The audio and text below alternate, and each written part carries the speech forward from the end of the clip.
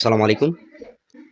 পলাতক হাসিনা নতুন ভার্চুয়াল বক্তব্যে যা বললেন, তিনি বললেন তারেক রহমানকে যে আওয়ামী লীগকে তাদের মানুষের সেবা করার, মানুষের পাশে কাজ করার সুযোগ দিতে হবে। আরও অনেক দাবি।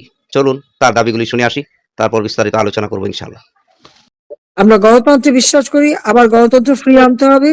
এখন নির্বাচনের পরে হয়তো একটা ব্যক্তি পরিবর্তন হয়ে গেছে বা একটা সরকারের পরিবর্তন হয়েছে, কিন্তু এখন পর্যন্ত মানুষের জীবনে নিরাপত্তা, শান্তি, স্থিতিশীলতা কিছুই আসেনি। কারণ ভোট চুরি করে ক্ষমতা আসলে কোনো কাজ করার ওটা ওরকম শক্তি থাকে না। আমরা সেটাই দেখতে পাচ্ছি।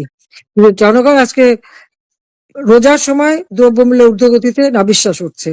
কাজে আমাদের দেশের মানুষের শান্তি এবং কল্যাণের জন্য আওয়ামী লীগের উপর থেকে সমস্ত নিষেধাজ্ঞা প্রত্যাহার করে জনগণের পাশে দাঁড়িয়ে জনগণের সেবা করার সুযোগ দিতে হবে। আমরা করে যাব, আমরা এগুলি মানব, তারপর আমাদের এই সুযোগটা দিতে হবে। সমস্ত মামলা প্রত্যাহার করতে হবে, আমাদের সকল বন্দীদের মুক্তি দিতে হবে। আর আওয়ামী লীগকে নিষিদ্ধ করবার কোনো অধিকার অবৈধ ক্ষমতা দখলকারী, অসাংবিধানিক ক্ষমতা দখলকারী নেই। কাজে আওয়ামী লীগকে এই উপরে নিষেধাজ্ঞা প্রত্যাহার করতে হবে। আওয়ামী লীগের মতো রাজনীতি করার সুযোগ দিতে হবে। জনগণ ঠিক করবে কারা দেশ পরিচালনা করবে, কারা নেতৃত্ব দেবে, সেটা জনগণের উপরে।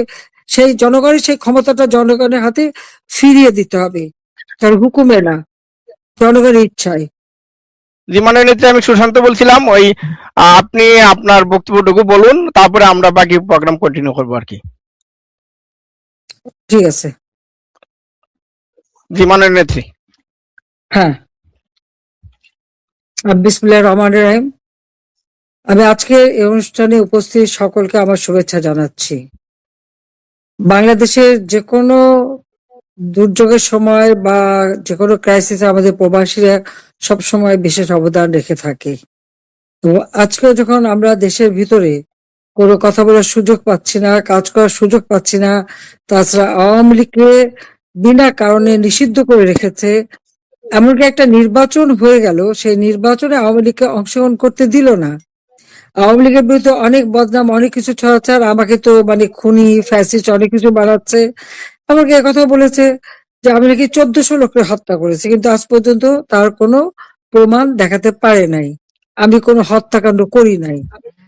বাংলাদেশে যে আন্দোলন নামে যে সমস্ত ঘটনা ঘটেছে, 460টা থানা আগুন দেওয়া, লুটপাট, পোড়ানো, পুলিশদের পিটে পিটে মারা, ঝুলিয়ে রাখা, আওয়ামী লীগ, ছাত্রলীগ, যুবলীগ, স্বেচ্ছাসেবক লীগ সহ মানে মুক্তিযোদ্ধা থেকে শুরু করে আমাদের এমনকি কবি, শিল্পী, সাহিত্যিক, সাংবাদিক কেউ রেহাই পায় না। আইনজীবী, প্রত্যেকের উপর জুলুম, অত্যাচার চলছে।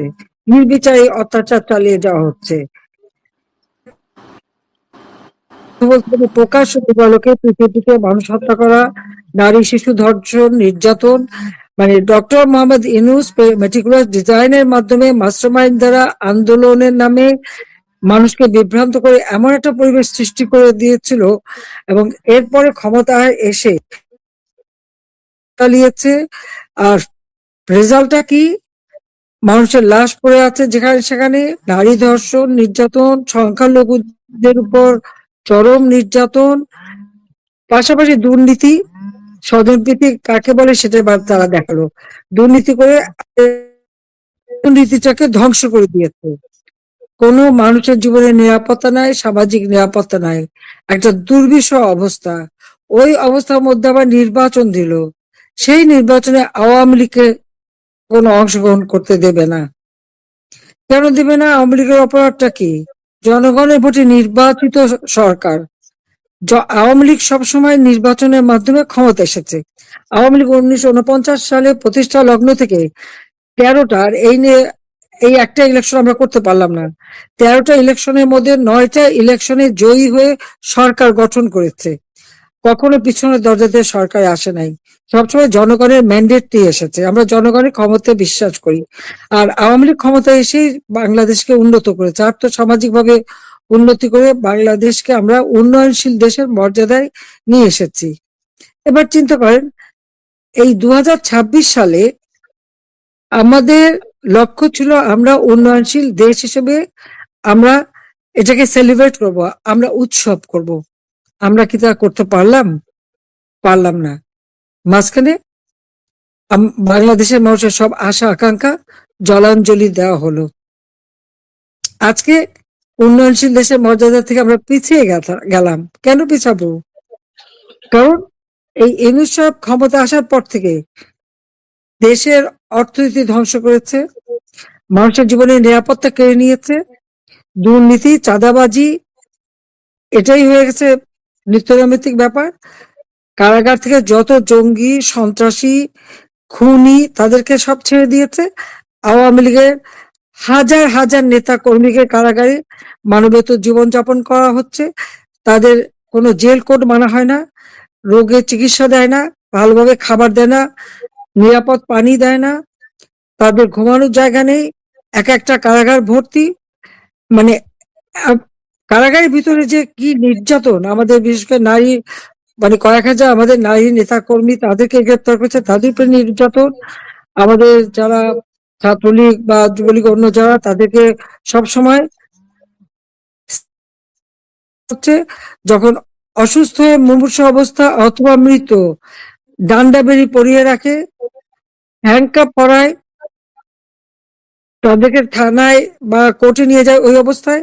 আর যখন এমনকি মৃত ব্যক্তি তার হাতেও হ্যান্ডকাপ পরা, তিনি মন্ত্রী, এমপি, মুক্তিযোদ্ধা, এইরকম একটা দুর্বিষহ অবস্থায়। নির্বাচনে আওয়ামী লীগকে অংশগ্রহণ করতে দেয়নি, জনগণ কিন্তু ভোট দেয়নি। আগের দিন সন্ধ্যা থেকে সব ভোট সিল মারা, বাক্স ভরা, এটা তো অজস্র প্রমাণ। নইলে 7:30টায় ইলেকশন শুরু হয়ে 11টা 11:30 পর্যন্ত যে ভোট হলো তাতে দেখা গেল মাত্র 14% ভোট। এরপরে হঠাৎ সেই ভোট 59% হয়ে গেল। ভোটটা আসলো কোত্থেকে, কিভাবে হলো? অর্থাৎ জনগণের ভোটও চুরি, এই অবস্থা চলছে। আমার কথা স্পষ্ট, 1400 লোক হত্যার যে অপবাদ আমাদের বিরুদ্ধে দিয়েছে, আমার বিরুদ্ধে, এটা তাদের প্রমাণ করতে হবে আমি কোনো মানুষ হত্যা করিনি। পুলিশ বা আইন শৃঙ্খলা রক্ষাকারী সংস্থা তাদের আইন মতো, এসওপি মতো তাদের যা পদক্ষেপ নেওয়ার তা নিয়েছে। আর এটা তো নিতে পারে, এমনকি এই ডক্টর ইউনূসের সময় তো পুলিশ কমিশনার বলে দিল যে যদি কোনো মানুষকে হত্যা করা হয় বা সরকারি প্রতিষ্ঠানে হামলা করা হয় তো পুলিশ গুলি করতে পারে। তাহলে অপরাধটা কিসের? প্রকাশ্য দিবালোকে গোপালগঞ্জে দেখা গেল সেনাবাহিনী পাঠিয়ে সেখানে গুলি করে মানুষ হত্যা করলে, ইউনূস সাহেবের অর্ডারে পাঁচটা মানুষকে গুলি করে হত্যা করলে, এমনকি মাটিতে ফেলে গলায় পাড়া দিয়ে, বুট দিয়ে পাড়া দিয়ে হত্যা করা হলো। তার কি কোনো বিচার হয়েছে? বিচার হয়নি, বরং যারা গুলি খেয়েছে তাদের মধ্যে মামলা দেওয়া হয়েছে। হামলা মামলা এটাই আর মানুষ খুন, আর যত্রতত্র লাশ। নারীদের উপরে চরম নির্যাতন, নারী ক্ষমতা কেড়ে নেওয়া হয়েছে। এরকম একটা দুর্বিষহ অবস্থার মধ্যে আজকে দেশ। আর আওয়ামী লীগকে ইলেকশন করতে দেয়নি। কেন দেয়নি? এত বদনাম, এত অপপ্রচারের পরেও যখন সার্ভে করে তখন দেখলো, লাস্ট যে সার্ভেটা করেছে বাংলাদেশের ইন্টেলিজেন্স থেকে, আওয়ামী লীগ 53% ভোটার আওয়ামী লীগকে ভোট দিতে চায়, বিএনপির 24% আর জামাতের 11%। আওয়ামী লীগ ভালো না মন্দ জনগণকে যাচাই করতে দেওয়া হোক। নির্বাচনে অংশগ্রহণ করেই জনগণ যদি আমাদের না চায় আমরা থাকবো না, কারণ আমরা তো সবসময় জনগণকে নিয়েই চলি। না, সেটা দিল না। অপবাদ দিয়ে অপপ্রচার করে করে আওয়ামী লীগ হেয় করা, এবং বিশেষ করে আমরা তো টার্গেট।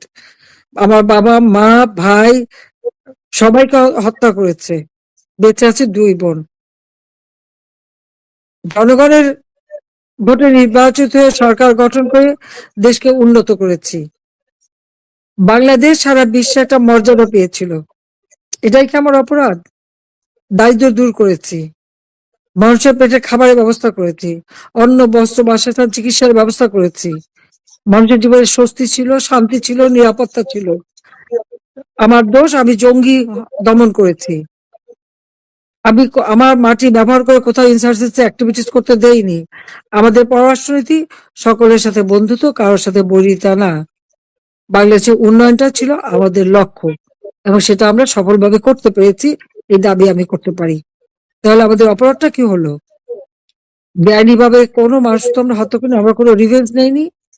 আমাদের সবসময় আওয়ামী লীগের উপরে জুলুম অত্যাচার, তারপরেও আমরা দেশের উন্নয়ন, মানুষের কল্যাণে কাজ করেছি। যাক, আজকে এখানে সবাই যে সমবেত হয়েছে, আমি আশা করি যে আমাদের সকল বন্দী যারা আছে অত্যন্ত কষ্টের মধ্য দিয়ে আছে, এবং কখন থেকে লাশ হয়ে আসে প্রতিদিন। গতকালকেও একজন লাশ হয়ে এসছে জেলখানা থেকে। কাজে এই যে জেল হত্যা বন্ধ করতে হবে, সমস্ত মামলা প্রত্যাহার করতে হবে, আমাদের সকল বন্দীদের মুক্তি দিতে হবে। আর আওয়ামী লীগকে নিষিদ্ধ করবার কোনো অধিকার অবৈধ ক্ষমতা দখলকারী, অসাংবিধানিক ক্ষমতা দখলকারী নেই। কাজে আওয়ামী লীগকে এই উপরে নিষেধাজ্ঞা প্রত্যাহার করতে হবে। আওয়ামী লীগের মতো রাজনীতি করার সুযোগ দিতে হবে। জনগণ ঠিক করবে কারা দেশ পরিচালনা করবে, কারা নেতৃত্ব দেবে, সেটা জনগণের উপরে। সেই জনগণের সেই ক্ষমতাটা জনগণের হাতে ফিরিয়ে দিতে হবে, তার হুকুমে না, জনগণের ইচ্ছায়। এবং যে পর্যন্ত মানুষ হত্যা হয়েছে, সেই 15 জুলাই থেকে সবুজ আলী ছাত্রলীগের ঢাকা কলেজের সেক্রেটারি থেকে শুরু করে আবু সাইদ থেকে শুরু করে যতগুলি হত্যাকাণ্ড, আমি জুডিশিয়াল এনকোয়ারি কমিশন গঠন করে দিয়েছিলাম তদন্ত করার জন্য। সেই তদন্ত কেন করতে দেওয়া হয় নাই, এটাই আমার প্রশ্ন। আমি এটাই চেয়েছিলাম, কিন্তু সেটা করতে দেওয়া হয়নি। বরং যারা হত্যাকাণ্ড, অগ্নিসন্ত্রাসের সাথে জড়িত তাদেরকে ইন্ডেমনিটি দেওয়া হয়েছে। এই ইন্ডেমনিটি হয় না। কাজে এই তদন্ত করতে হবে, এবং যারা সত্যিকার দোষী তাদের শাস্তি দিতে হবে, কিন্তু অযথা আওয়ামী লীগের প্রতি দোষারোপ দিলে চলবে না। কাজে আজকে আমরা গণতন্ত্রে বিশ্বাস করি, আবার গণতন্ত্র ফিরিয়ে আনতে হবে। এখন নির্বাচনের পরে হয়তো একটা ব্যক্তি পরিবর্তন হয়ে গেছে, বা একটা সরকারের পরিবর্তন হয়েছে, কিন্তু এখন পর্যন্ত মানুষের জীবনে নিরাপত্তা, শান্তি, স্থিতিশীলতা কিছুই আসেনি। কারণ ভোট চুরি করে ক্ষমতা আসলে কোনো কাজ করার ওরকম শক্তি থাকে না, আমরা সেটাই দেখতে পাচ্ছি। কিন্তু জনগণ আজকে রোজার সময় দ্রব্যমূল্যের ঊর্ধ্বগতিতে নাভিশ্বাস উঠছে। কাজে আমাদের দেশের মানুষের শান্তি এবং কল্যাণের জন্য আওয়ামী লীগের উপর থেকে সমস্ত নিষেধাজ্ঞা প্রত্যাহার করে জনগণের পাশে দাঁড়িয়ে জনগণের সেবা করার সুযোগ দিতে হবে। আমরা করে যাব, আমরা এগুলি মানব, তারপর আমাদের এই সুযোগটা দিতে হবে। সবাইকে আমি ধন্যবাদ জানাই যে আজকে যে উদ্যোগটা আপনারা নিয়েছেন, আশা করি আন্তর্জাতিক পর্যায়ে বাংলাদেশের অবস্থা তুলে ধরা এবং দেশের মানুষের যে অধিকার রয়েছে তাদের মানবাধিকার সুরক্ষিত করা, গণতান্ত্রিক অধিকার নিশ্চিত করা এবং অর্থনৈতিক উন্নতি নিশ্চিত করা এবং অর্থনৈতিক উন্নয়নের মাধ্যমে দেশের মানুষের জীবন মান উন্নত করা, এটাই আমাদের লক্ষ্য। মুক্তিযুদ্ধের চেতনায় বাংলাদেশ গড়ে উঠবে, জাতির পিতার স্বপ্ন সফল হবে, এটা এই লক্ষ্য নিয়েই আমরা কাজ করি। সবাইকে ধন্যবাদ। জয় বাংলা, জয় বঙ্গবন্ধু, বাংলাদেশ চিরজীবী হোক। খোদা হাফিজ। ধন্যবাদ মাননীয় নেত্রী, আপনাকে অসংখ্য ধন্যবাদ, আপনি এই সময় দিয়েছেন আমাদেরকে। আমরা এখন ফিরে যাব ভার্চুয়ালি আমাদের যারা বক্তা আছেন। আমি শিকর ভাইকে বলবো ওনার বক্তব্য পেশ করার জন্য। শিকর ভাই, আপনার জন্য বরাদ্দ 3 মিনিট। শিকর ভাই। 10 মিনিটে শেষ। আসলে আপা বক্তৃতা করার পরে আমি আমাদের আর এবার বলে বক্তৃতা দিচ্ছি। করার কোনো খোদা সুযোগ হাফিজ। নেই। নেত্রী হ্যাঁ, বক্তৃতা দাও, বক্তৃতা দিতে হবে। আচ্ছা আপা দিচ্ছি। হ্যাঁ, বলতে হবে, নেত্রী তোমার শুরু করো। তো আমি তো জি উদ্বোধন আপা করে বলছি। দিলাম, তোমার বক্তৃতা দাও। জি আপা সবার বলছি। কথা বলতে হবে তো, কি অত্যাচার নির্যাতন সব তুলে ধরো। তো আমি খোদা হাফেজ দিচ্ছি, আমার আর একটা ফোন, আর একটা মিটিং আছে। খোদা হাফেজ। আচ্ছা আপা। প্রিয় দর্শক, আপনারা শুনতে পাচ্ছেন পলাতক শেখ হাসিনা কি বলছে। উনি বলছে তারেক রহমানকে, আমরা মরে যাই নাই, দেশের মানুষ আমাদেরকে সব সময় পাশে পেয়েছে। এখন যাই হোক, একটা নির্বাচন হয়ে তারেক রহমান সরকার গঠন করেছে। সরকার গঠন করার পরও আমরা চাই আওয়ামী লীগকে তার সুযোগ দিতে। তার কারণ এখানে কেউ রেহাই পায় নাই। এখানে আমাদের সাংবাদিক, ডাক্তার ও আমাদের নেতাকর্মীর উপর যেভাবে নির্যাতন চালিয়ে যাচ্ছে, এটা থেকে মুক্তির জন্য তারেক রহমানকে এই অনেক কথাই বলেছেন উনি। প্রিয় দর্শক, ভিডিওটি শেষ পর্যন্ত দেখবেন। ভিডিওটি ভালো লাগলে লাইক, কমেন্ট, শেয়ার, সাবস্ক্রাইব করে পাশে থাকবেন।